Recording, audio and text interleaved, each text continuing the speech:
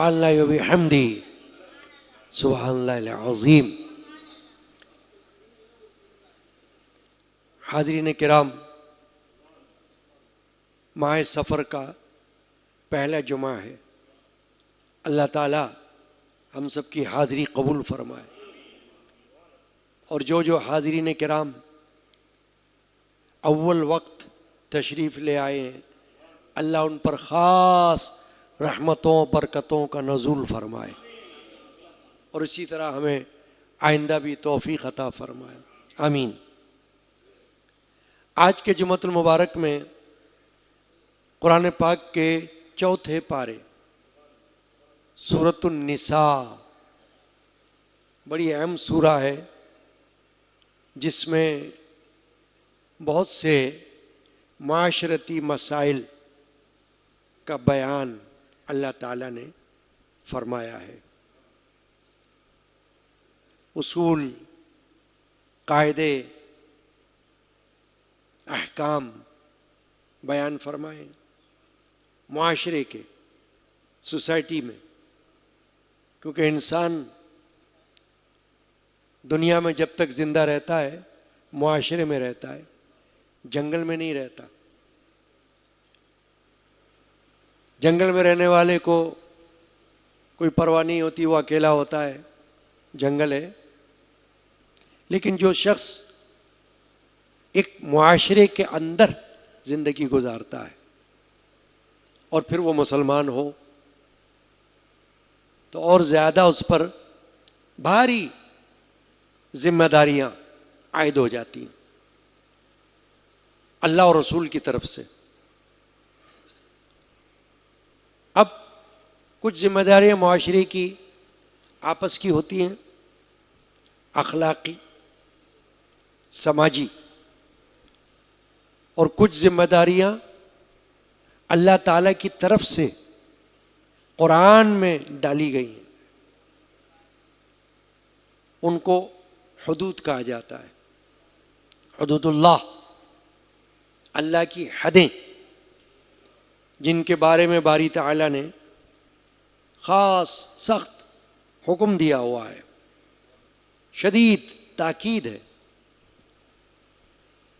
فرما برداری کا حکم ہے، نافرمانی پر شدید وعید ہے۔ انہی میں سے ایک حکم وراثت کے مسائل کا ہے۔ وراثت یعنی کوئی مرنے والا اپنے پیچھے جو مال و متاع چھوڑ جائے، اس کو کہتے ہیں وراثت۔ ترکہ جائیداد بھی ہو سکتی ہے، گھریلو سامان بھی ہو سکتا ہے، لباس وغیرہ، استعمال کی چیزیں، یہ سب مرنے والے کی وراثت ہوتی ہے۔ اس کے بارے میں آج کے جمعہ میں بیان مقصود ہے۔ وراثت کا حکم، اللہ کی مرضی کے مطابق وراثت کے حکم پر عمل، آج کے موضوع میں یہ بات ہے۔ قرآن مجید فرقان حمید کی جو سورہ النساء ہے، اس میں آیت نمبر 11 اور 12 جو میں نے تلاوت نہیں کی، اس میں بہت تفصیل ہے جو الگ سے دیکھی جا سکتی ہے۔ یعنی کہ وراثت میں کون کون کس کس طرح شریک ہوتے ہیں، جن کو ہم کہتے ہیں شرعی ورثہ، شرعی وارث، اللہ نے جو بنا دیے، رسول اللہ صلی اللہ علیہ وسلم نے جو بیان فرما دیے، وہ شرعی وارث کہلاتے ہیں۔ ان کے بارے میں اللہ تعالیٰ نے سورہ نساء کی آیت نمبر 11 اور 12 میں تفصیلات نازل فرما دی کہ مرنے والا بیوی چھوڑ دے اپنے پیچھے تو کیا ورثہ تقسیم ہوگا، وراثت؟ اور کوئی وصیت کر جائے تو کیا ہوگا؟ اولاد نہ ہو تو وراثت کیسے تقسیم ہوگی؟ ماں باپ اور اولاد بھی نہ ہو تو کیسے تقسیم ہوگی، کن میں ہوگی؟ اور ماں کی طرف سے کوئی بھائی بہن ہو تو کیسے تقسیم ہوگی؟ یہ سب آیت نمبر 11 اور 12 اس میں اللہ نے بیان فرما دیا ہے۔ اب میں نے جو آیت شریفہ تلاوت کی ہے وہ آیت نمبر 13 اور 14 تلاوت کی ہے، جو صرف یہ بتا رہی ہے کہ یہ جو کچھ اللہ نے بیان فرمایا ہے یہ اللہ کی حدود ہیں، حد، جس کو ہم انگریزی میں کہتے ہیں باؤنڈری۔ وہ جو حد ہے اللہ نے فرمایا یہ اللہ کی حد ہے، اللہ نے بیان کی ہے، بندے نے نہیں، لوگوں کی مرضی پر نہیں۔ تو وراثت کے حوالے سے اللہ نے یہ جو آیت شریفہ نمبر 13 اور 14 میں بیان فرمایا اس کو سن کر ترجمہ بھی سنیں اور پھر بیان ہوتا ہے۔ فرمایا تلک حدود اللہ، یہ اللہ کی حدیں ہیں۔ ومن یطع اللہ ورسولہ، اور جو حکم مانے اللہ اور اس کے رسول کا، یدخلہ جنات تجری من تحتها الانہار خالدین فیہا، اللہ اسے باغوں میں لے جائے گا جن کے نیچے نہریں رواں، ہمیشہ ان میں رہیں گے۔ وذالک الفوز العظیم، اور یہی ہے بڑی کامیابی۔ ومن یعص اللہ ورسولہ، اور جو اللہ اور اس کے رسول کی نافرمانی کرے، ویتعد حدودہ، اور اس کی حدود سے بڑھ جائے، یدخلہ نارا خالدا فیہا، اللہ اسے آگ میں داخل کرے گا جس میں ہمیشہ رہے گا۔ وَلَهُ عَذَابٌ مُّهِينٌ، اور اس کے لیے خواری کا عذاب ہے۔ اب یہ جو دو آیات شریفہ جو آج کے جمعہ میں تلاوت کی گئیں، میں نے عرض کیا کہ اس سے قبل آیت نمبر 11 اور 12 میں وارثوں کی تفصیل اللہ نے بیان کی ہے، اور یہاں یہ بیان فرمایا کہ دیکھو یہ حدود ہے اللہ کی جو اللہ نے بیان کر دی۔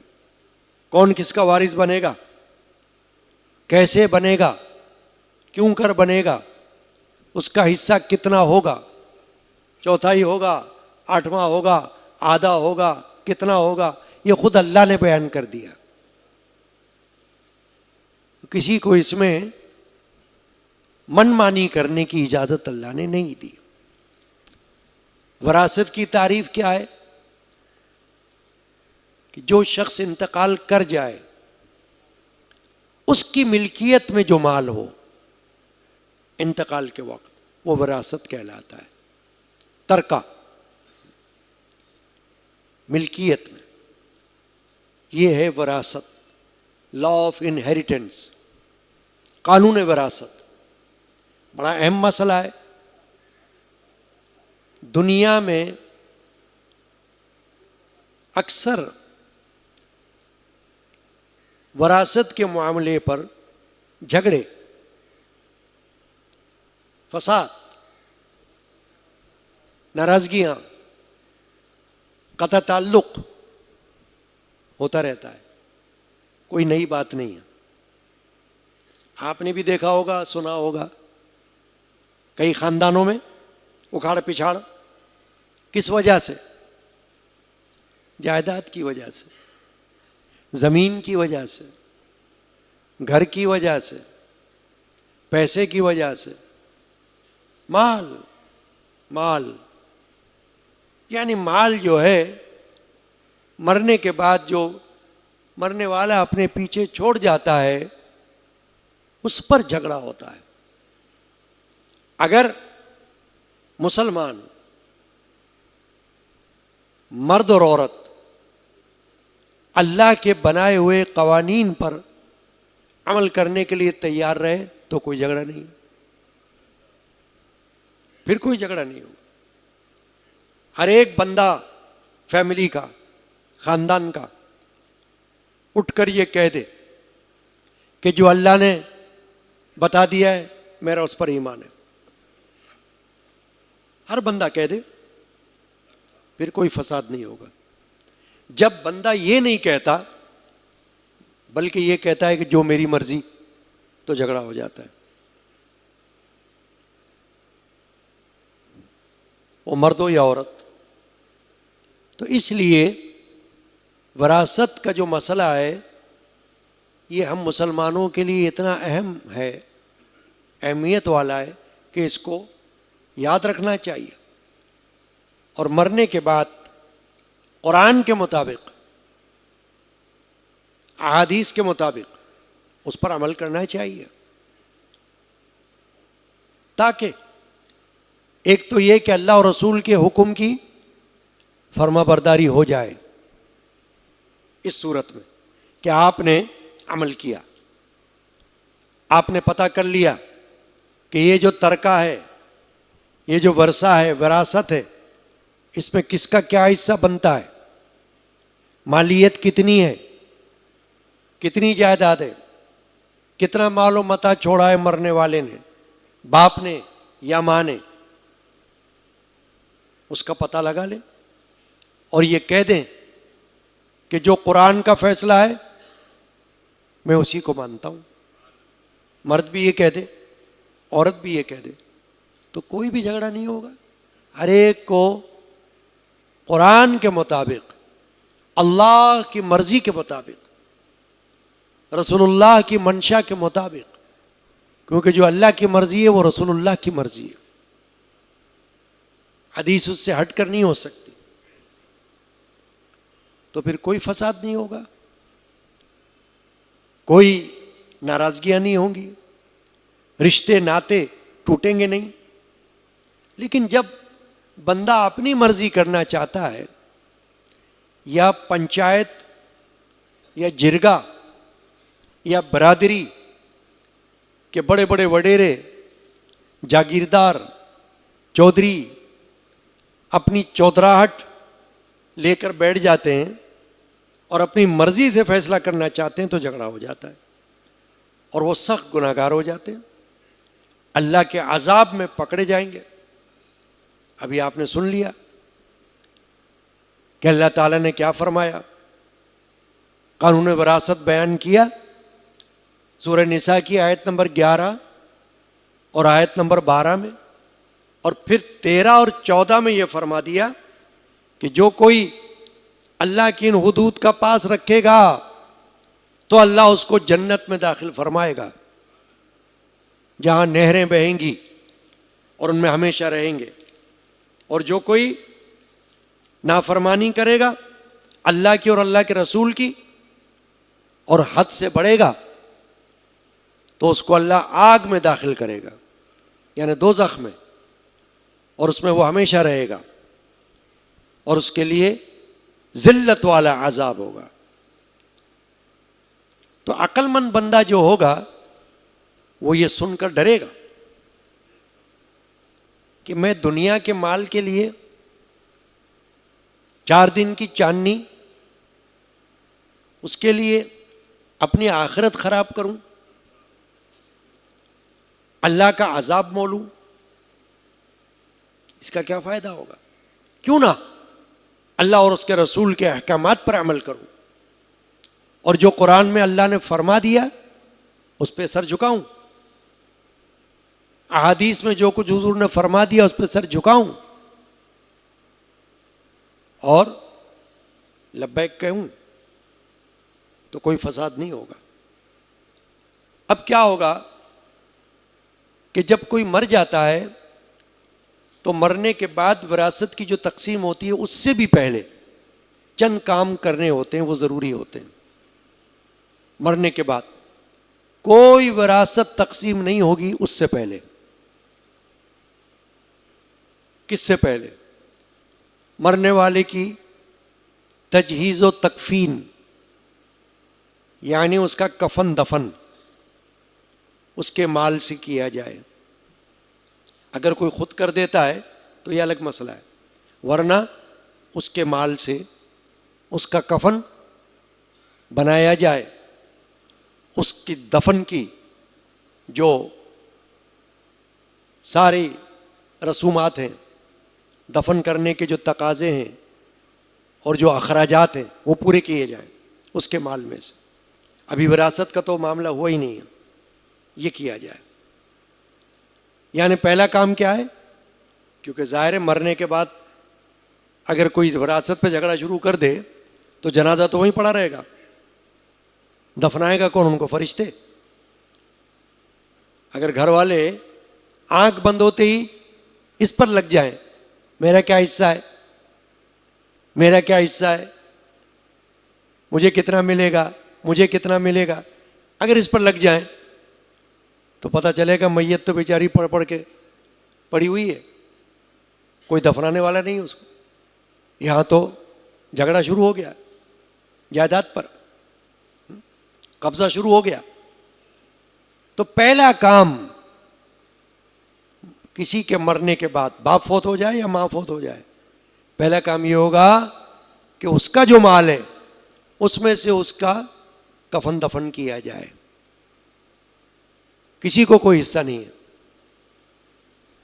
نہ بیٹے کو، نہ بیٹی کو، نہ بھائی کو، نہ بہن کو، کسی کا کوئی حصہ نہیں جب تک کہ یہ نہ ہو. اس کے بعد دوسرا کام، اس کے قرض کا پتہ لگایا جائے کہ کیا یہ مقروض ہے، اس پر قرض ہے.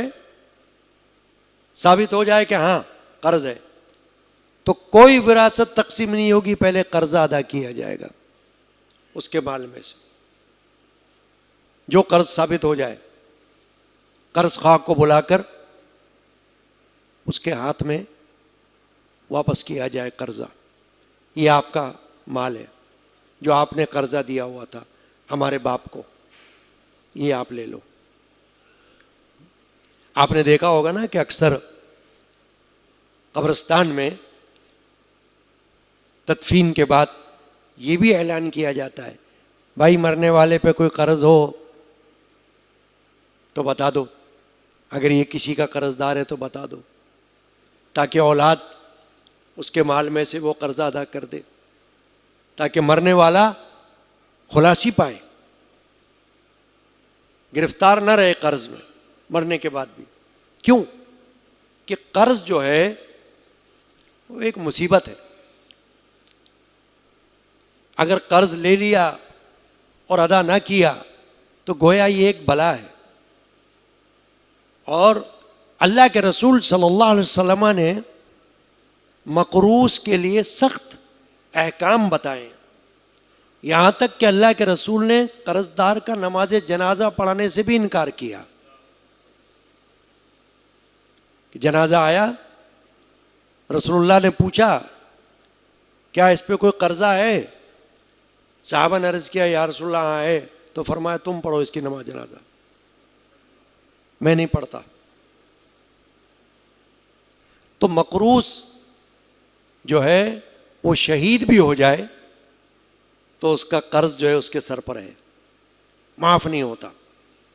اسی لیے کہا جاتا ہے کہ قرض اول تو لینے سے بچے بندہ، جب تک اشد ضرورت نہ ہو قرض نہ لے، بچے، اللہ سے پناہ مانگے کہ میں قرض دار نہ ہو جاؤں. اور اگر اشد ضرورت آ جائے، لینا پڑ جائے، جو کہ جائز ہے، لینا منع نہیں ہے، حرام نہیں ہے، جائز ہے قرض لینا، تو پھر نیک نیتی کے ساتھ اس کو ادا کرنے کی کوشش کرے، بھاگے نہیں. جیسے دنیا میں ہوتا ہے، قرض لے کر لوگ چھپ جاتے ہیں، دروازہ بند کر کے گھر کا بیٹھ جاتے ہیں، قرض وصول کرنے والا آتا ہے تو بچے کو کہہ دیتے ہیں جاؤ کہہ دو باپ گھر پہ نہیں ہے، فون نہیں اٹھاتے، اور کوئی فون دوسرا اٹھا لیتا ہے تو کہتا ہے ابا گھر پہ نہیں ہے۔ یہ کیا ہوتا ہے؟ یہ اسی لیے ہوتا ہے کہ بدنیت ہو گیا بندہ، قرض تو لے لیا تھا، اب چھپ رہا ہے، اب بھاگ رہا ہے۔ تو اسی لیے فقہاء نے اور علماء نے کہا کہ اول تو قرض لینے سے بچو، اور لے ہی لیا تو اپنا کھانا پینا کم کرو مگر قرض ادا کرو، اپنا خرچ کم کر دو، چاہے ایک وقت کا تم کو فاقہ کرنا پڑ جائے وہ کر لو، لیکن قرض ادا کرو، تاکہ تم، اللہ جانے موت کب آ جائے، خدا جانے کون سی سانس تمہاری آخری ہو، تو تم اس وقت قرض دار نہ مرو، ہلکے ہو کے جاؤ دنیا سے، تمہارا جنازہ بھاری نہ ہو۔ تو دوسری بات کیا میں نے کہی کہ پہلی بات تو یہ مرنے کے فوراً بعد اس کا کفن دفن اس کے مال سے کیا جائے، کوئی وراثت تقسیم نہ کی جائے، اور اس کے بعد پھر اس کا قرض ادا کیا جائے،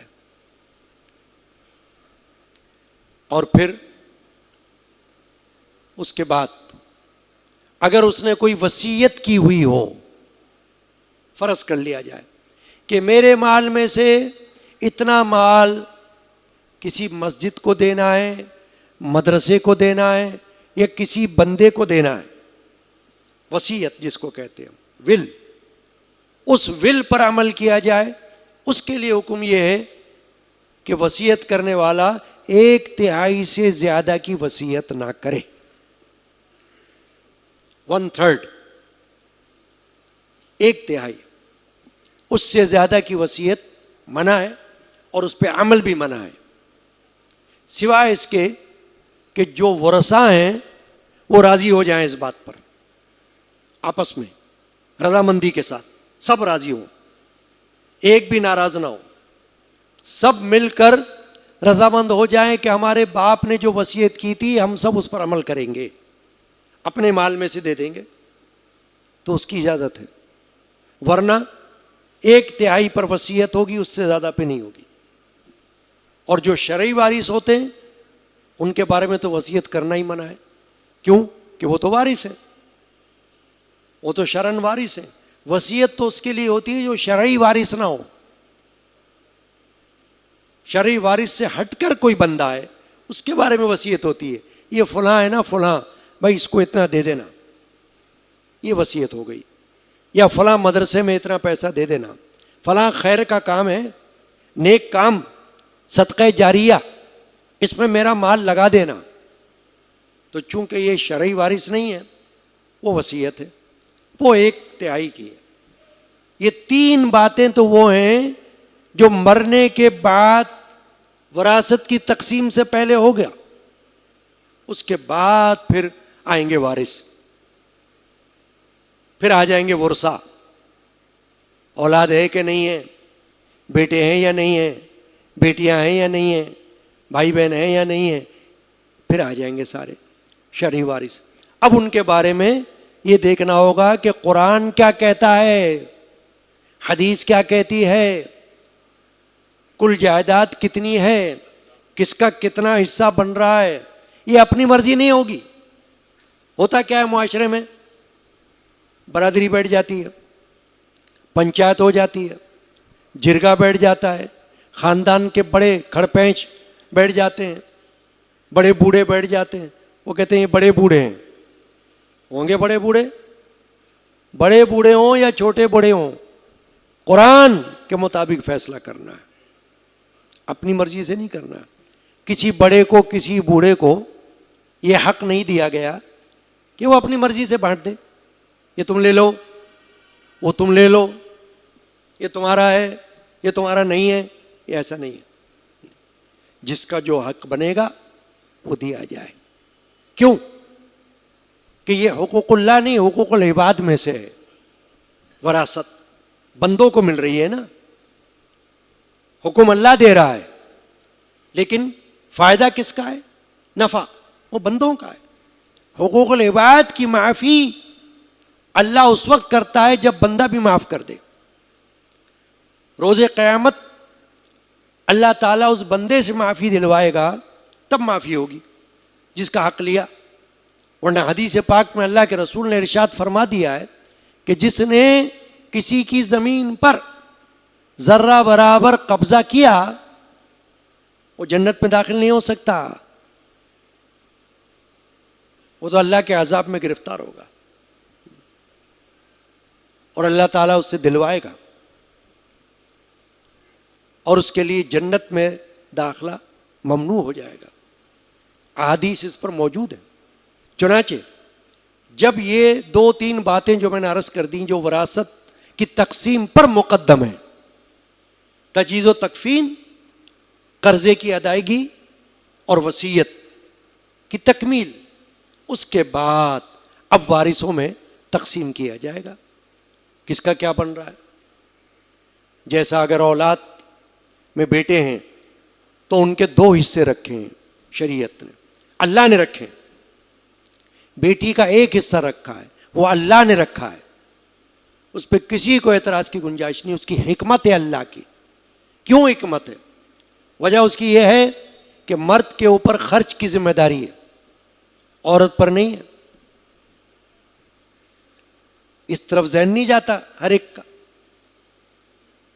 جو معاشرے کی پڑھی لکھی عورتیں ہیں، ماڈرن ٹائپ کی عورتیں ہیں، وہ اعتراض کرتی ہیں کہ ایسا کیوں ہے، عورت کا حصہ کم کیوں ہے، مرد کا حصہ ڈبل کیوں ہے.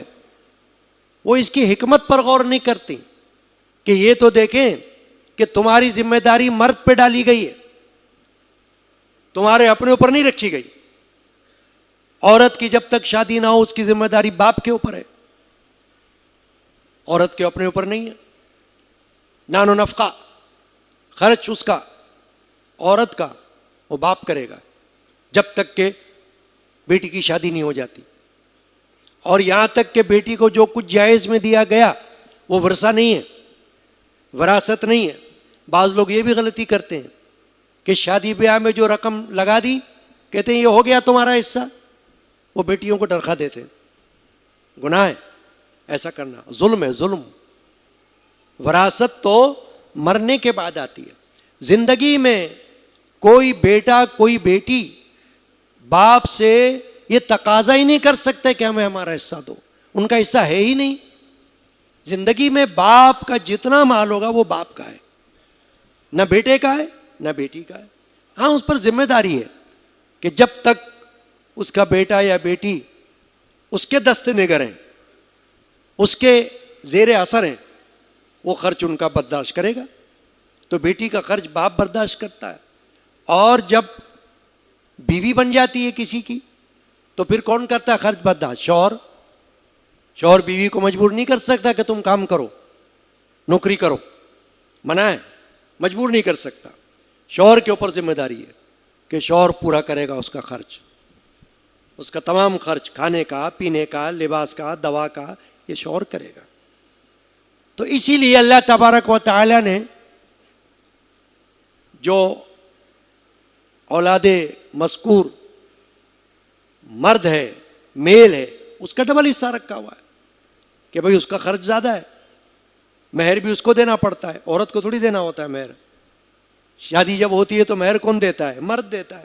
عورت تو مطالبہ کرتی ہے مہر کا، اتنا مہر دو، 50,000 دو، 1,00,000 دو، جتنا وہ رکھائے گی رضامندی سے رکھ لیں گے. تو دے گا کون؟ شوہر دے گا نا، بیوی تو نہیں دیتی ہے. شوہر کو تو جبرن معاف کرانا بھی حرام ہے. اگر وہ کہے مہر معاف کرو جبرن تو گناہ ہے، ظلم ہے، یہ نہیں کرا سکتا مہر معاف. اس لیے اللہ تعالیٰ نے عورت کے لیے مرد کے مقابلے میں 1 حصہ رکھا ہے اور مرد کو 2 حصے دیے. اس طریقے سے تقسیم کی جائے گی. تو کہنے کا مطلب یہ تھا میرا، گفتگو ختم کرتے ہوئے یہ بات عرض کرتا ہوں کہ اکثر جھگڑے وراثت پر مرنے کے بعد جو ہوتے ہیں وہ اس لیے ہوتے ہیں کہ لوگ اپنی مرضی کرنا چاہتے ہیں. دینے والا اپنی مرضی کرنا چاہتا ہے، لینے والا اپنی مرضی.